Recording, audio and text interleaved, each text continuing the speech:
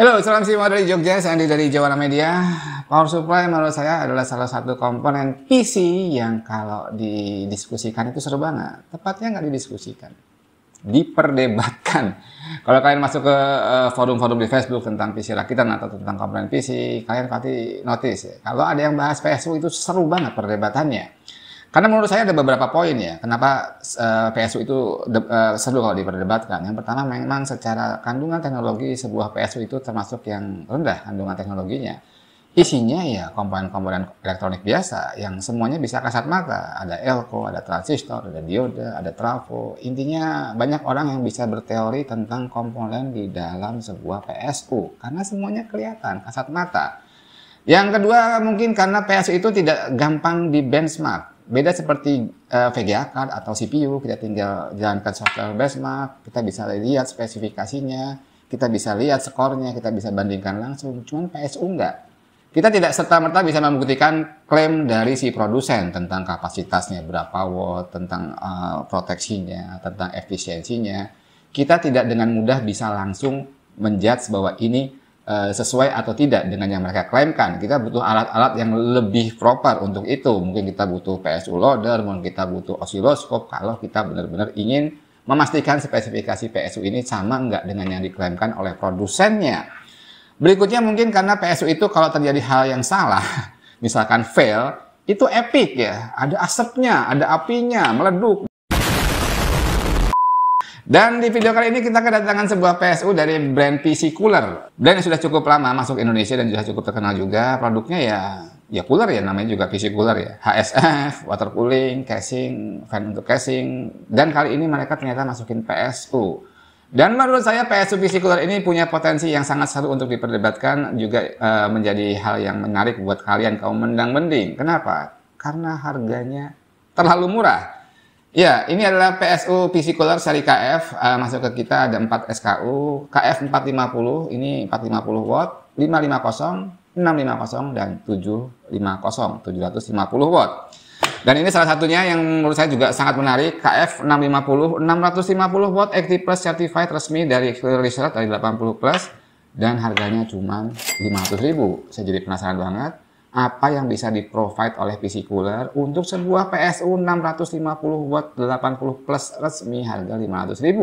Di video kali ini kita akan bahas, kita akan lihat spesifikasinya, kita akan bongkar juga, kita akan bandingkan juga dengan PSU lain dengan harga yang sama, dan nanti juga tentu kita akan bebani, kita tes beban PSU dari PC Cooler ini. Jangan kemana-mana, kita mulai. Oke, kita akan bahas yang ini KF650. Jadi kita akan lihat dulu apa yang mereka bilang di websitenya. Jadi kita masuk ke website PC Cooler dan kita lihat spesifikasi dari produk ini.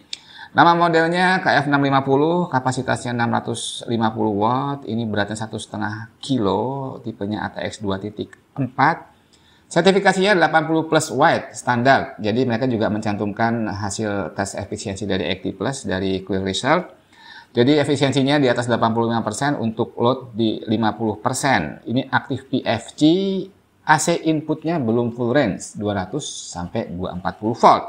Protectionnya ada 3, ada OVP, ada SCP, ada OPP. Terus fan-nya 12 cm thermal control, jadi dia akan semakin cepat RPM-nya ketika PSU ini bekerja dengan lebih berat, panasnya naik, RPM-nya juga lebih kencang.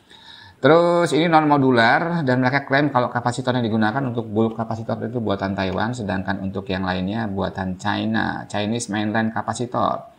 Terus kabelnya ada apa aja? 24 pinnya satu. Jadi secara umum ini flat kabel semua kecuali yang 24 pin. 24 pinnya sudah kabel hitam dan di sleeving, cuman belum flat kabel. Terus kabelnya apa aja? 24 pinnya satu, EPS-nya ada 2, terus PCI Express 68X-nya ada 2. SATA-nya ada 6, Molex-nya ada 2. Dan kalau kita lihat yang di flat kabel ini, speknya 18 AWG. Cukup bagus, cukup oke. Terus garansinya 3 tahun. Ya, itu jadi spesifikasi yang tertulis di websitenya PC Cooler untuk yang seri KF650. Habis ini kita akan coba bongkar, saya juga penasaran. 500.000 ya, 650 watt. Kita akan bongkar yang KF650. Kita lihat seperti apa isinya, kita lihat komponen-komponennya. Sebisa saya juga tidak bisa terlalu detail. Sama mungkin yang paling murah ya, yang KF450. Jadi kita akan coba bongkar dua dan kita lihat dalamnya. Yuk kita mulai. Sudah kita buka, ini adalah KF650 dari PC Cooler, 650 watt yang harganya cuma 500.000 dan isinya seperti ini. Kesan awal sih positif ya. Jadi dari mulai awal, ini saya akan sharing setahu saya aja ya, saya tidak terlalu expert juga di bidang elektronik. Jadi dari mulai awal, input awal itu sudah ada filteringnya, beberapa kapasitor kecil dan juga ada regulator kapasitor di sini, JURCC, dan langsung masuk ke fuse dan langsung masuk ke MI filter. Jadi MI filternya pun ada dua induktor toroid di sini dan sebuah kapasitor regulator juga. Sebelum masuk ke bagian bridge rectifier, di sini harusnya arus AC-nya dirubah menjadi arus DC. Dan masuk ke bagian APFC di mana bulk kapasitor berada, kita lihat juga induktor toroidnya cukup gede dengan lilitan cukup rapat. Dan kalau kita lihat bulk kapasitornya, main kapasitornya ini buatan Samsung. Dan kalau saya lihat di tier list kapasitor, ini termasuk yang bagus. Masuk tier 2 di bawah kapasitor-kapasitor dari buatan Jepang ya. Jadi ini termasuk yang cukup baik ya untuk merek Samsung. Kapasitasnya 330 mikrofarad dengan 105 derajat 400 volt. Lalu masuk ke bagian transformer trafo, harusnya di sini turunkan jadi 12 volt, 5 volt dan 3,3 volt. Dan lalu masuk ke bagian sekunder. Di sini memang belum menggunakan DC to DC converter, jadi memang harus tahu harganya juga ya. Hampir nggak mungkin ada harga 500 ribuan sudah menggunakan DC to DC converter. Dan untuk filter yang akhir mereka menggunakan transistor yang memang berbeda dengan yang bulk kapasitor. Saya juga kurang jelas ini mereknya apa. Cheng X ya. Dan ini memang buatan China. Ini semua kapasitor untuk yang filtering akhirnya dari Cheng X buatan China. Dan akhirnya disalurkan melalui kabel-kabel untuk output di sebelah sini. Terus untuk IC supervisornya yang bertanggung jawab atas fitur proteksi di PSU ini menggunakan GR8313. Ya secara umum cukup oke. Semua proteksinya, semua filteringnya ada dari bagian saya pun sudah ada beberapa filtering sebelum masuk ke bridge rectifier. Jadi secara umum, secara komponen menurut saya ini masih cukup tergolong baik ya. Apalagi dilihat bulk kapasitornya buatan Samsung tier 2 dari tier list kapasitor. Habis ini kita coba lihat yang paling murah, KF450, seperti apa isinya. Dan ini yang 450 watt, KF450. Secara umum di bagian filtering awal bagian AC sama dengan yang 650. Ada beberapa kapasitor untuk filtering awal, induktor toroidnya ada 2 di MI filter.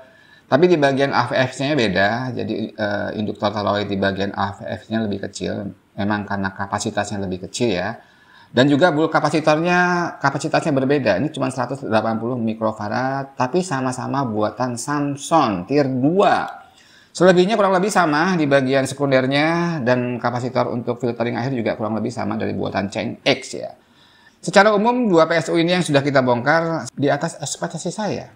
Karena beberapa poin yang bisa jelas ke notice kalau kapasitor utamanya aja sudah tier 2. Untuk harga segitu menurut saya luar biasa. Kita akan coba bandingkan dengan brand lain. Kita akan coba buka brand lain. Kita akan coba bandingkan. Setahu saya, kita coba bandingkan komponen-komponen dalamnya kira-kira dengan brand lain yang harganya kurang lebih sama. Seperti apa? Yuk kita coba cari pembanding. Dan sebagai pembanding saya punya ini dari merek Deepcool, serinya PF500. Jadi ini 500 watt kapasitasnya dan memiliki sertifikasi yang sama, Active Plus Standard, Active Plus White. Dan harganya mirip-mirip. Untuk 500 watt yang ini Deepcool pasang harga end user sekitar 550.000. Sedangkan yang KF650 ini sedikit lebih murah ya, sekitar 500 ribuan walaupun dengan kapasitas yang lebih besar 650 watt. Oke, kita akan coba lihat jeroannya seperti apa. Kita head to head-kan langsung apabila kita bandingkan dengan Deepcool PF500. Secara umum PCB-nya memang berbeda, cuman layoutnya mirip-mirip ya. Dari mulai input masuknya di Deepcool juga sudah ada beberapa filtering dari kapasitor. Terus di bagian MI filter juga sudah ada 2 induktor toroid yang besarnya mirip-mirip juga. Di bagian APFC mulai beda kelihatan, mungkin karena beda kapasitas juga. Induktor toroid yang di PC Cooler KF series ini jauh lebih besar ya dibandingkan yang di PF500 ini. Memang karena mungkin beda kapasitas, 650 ini 500 watt. Masuk ke bulk kapasitor ini secara dimensi kurang lebih sama, tapi mereknya berbeda. Kalau yang Deepcool ini pakai merek Eltec dengan spesifikasi 330 mikrofarad, 420 volt, 105 derajat. Dan kalau saya tracking yang LTEC ini termasuk tier 4. Jadi secara umum bulk kapasitor yang digunakan 2 level di bawah yang digunakan di PC cooler. Ini tadi Samsung tier 2. Langsung masuk ke bagian transformer dan masuk ke bagian sekunder. Di sekunder kapasitor untuk filtering akhir juga menggunakan merek yang sama, bahkan dari Chang'e, merek China. Dan kalau kita lihat IC supervisornya juga menggunakan IC supervisor yang sama, GL8313. Di sini saya juga agak bingung kenapa dua PSU ini walaupun menggunakan IC supervisor yang sama, cuman proteksi yang dicantumkan berbeda. Di Deepcool ini mencantumkan protection UVP, under voltage protection, sedangkan di PC cooler KF series ini nggak ada. Padahal IC supervisornya sama. Mungkin teman-teman yang lebih paham bisa nanti tulis di kolom komentar. Kenapa dua PSU dengan IC supervisor yang sama bisa memiliki protection yang berbeda. Dan satu hal yang menarik, ada 3 komponen yang ada di Deepcool, cuman nggak kelihatan ada di PC cooler KF series ini. Jadi di sebelah transformer yang kecil ini ada 3 buah komponen yang setelah saya tracking serinya ini adalah IC untuk optocoupler. Sedangkan di PC cooler itu nggak kelihatan. Tapi saya penasaran dan tadi saya coba bongkar PCB-nya dan ternyata ada. Tetap ada IC optocouplernya, cuman kalau di PC cooler ditaruh di bagian bawah PCB. Jadi dari atas nggak kelihatan.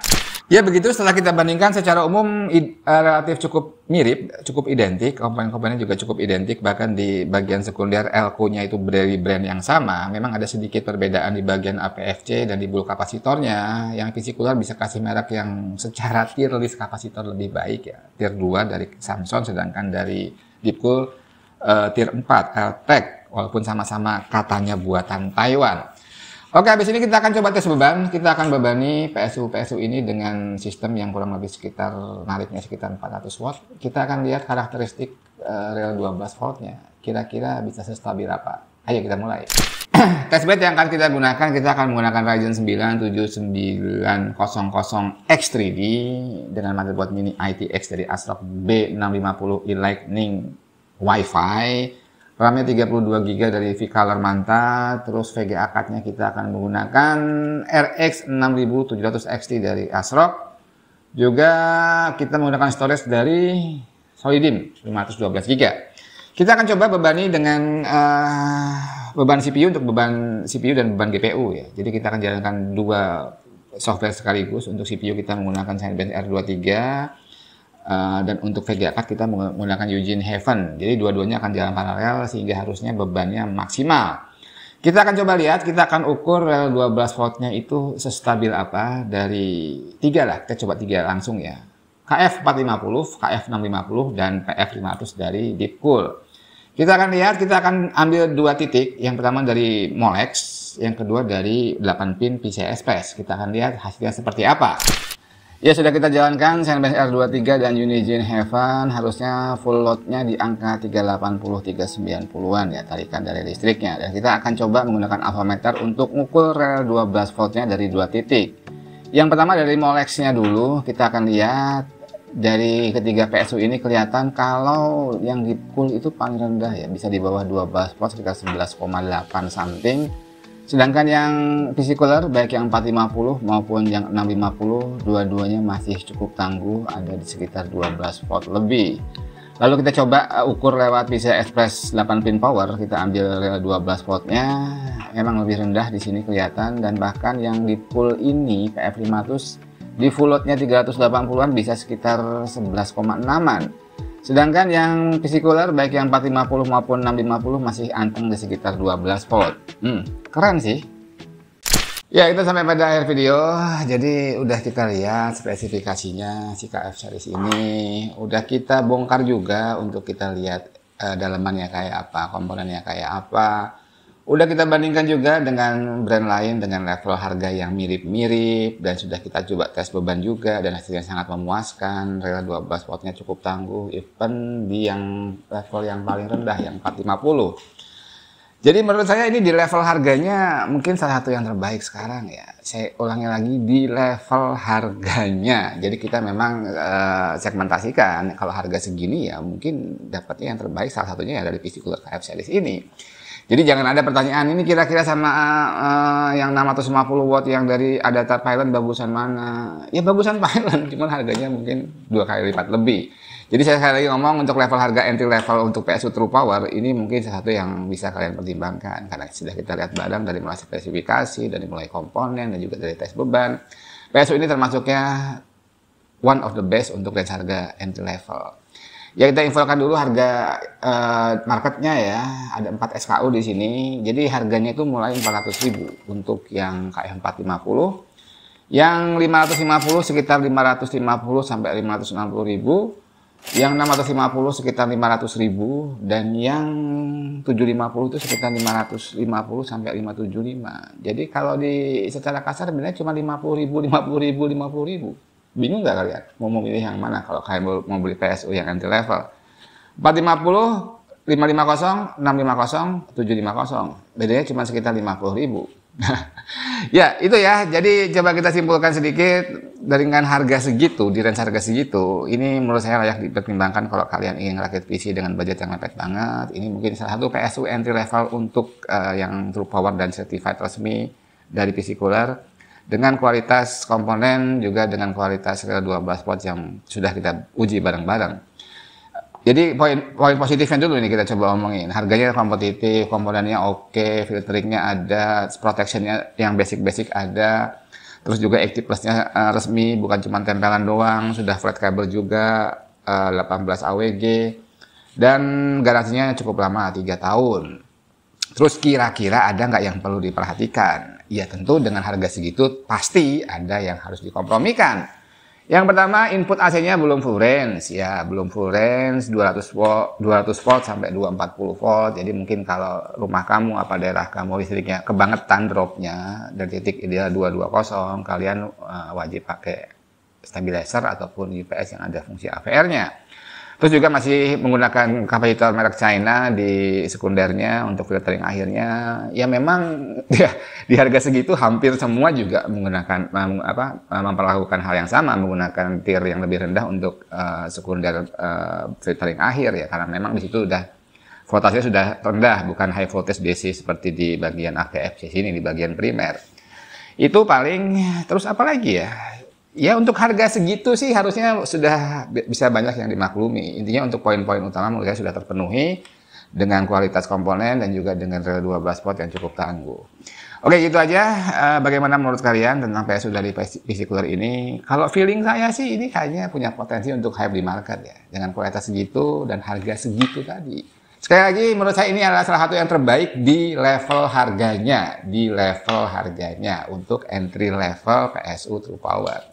Oke, gitu aja. Semoga yang singkat dan sederhana ini bisa menginspirasi, menambah wawasan, dan memberikan info yang berguna buat kalian. Kalau kalian punya pendapat ataupun ada informasi yang salah, monggo tulis di kolom komentar. Sampai jumpa di video berikutnya. Salam istimewa dari Jogja.